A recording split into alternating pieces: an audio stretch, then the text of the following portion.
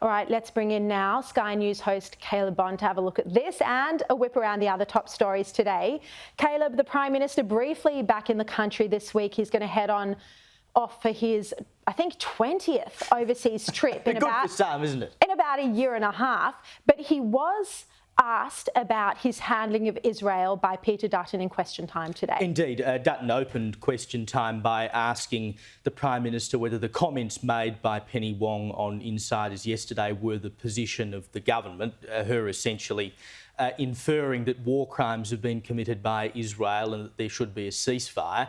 And Albanese basically responded with nothing. He didn't directly address the statement from Wong at all. He read out a motion that was put up in Parliament and was supported by the government and the opposition, in which they condemned Hamas and basically said, you know, we're very sorry that bad things are happening over there, but we'd like to see a resolution. Well, that's not an answer to whether or not the position of Penny Wong is the position of the government. And then you had today Anne Ali on this network saying that we have called for a humanitarian pause. Now, humanitarian pause is Polly speak for ceasefire, basically. So when you've got two senior members of the government speaking in that way and the Prime Minister refuses to call it out or make a very clear ruling on that matter, you can only assume that it is either the position of the government or a position that the government is entertaining.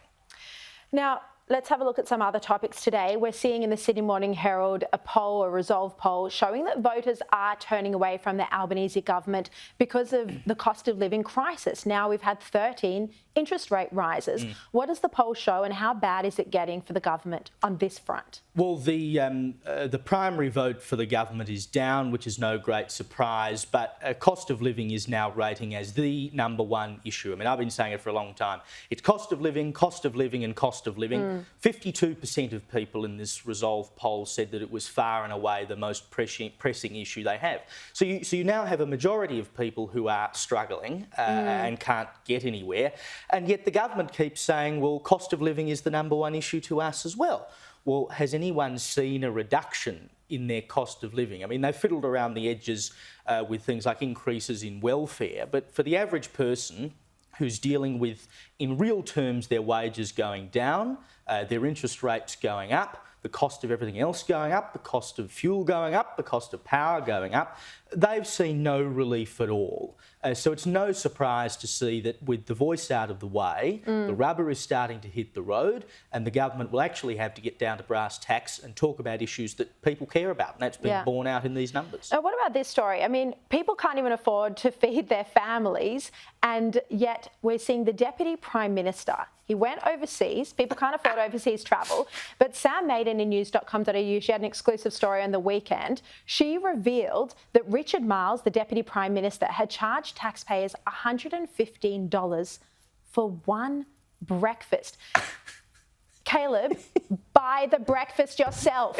You're on a massive taxpayer salary. Tell us, how much is he paid? $416,212 is what Mr Marles earns as Deputy Prime Minister and Defence Minister. And you can look at the bill there. I mean, $20 for 2 eggs. His orange juice costs $13 US, which is about $20 Australian. He must be going to the top breakfast joints in town to be able to afford that. And he also charged the taxpayer about $300 for his dry cleaning, which apparently included 3 pairs of underpants and 2 pairs of socks. I mean, if you can't do it yourself in the basin, for Christ's sake. Yeah, the good old hotel basin wash.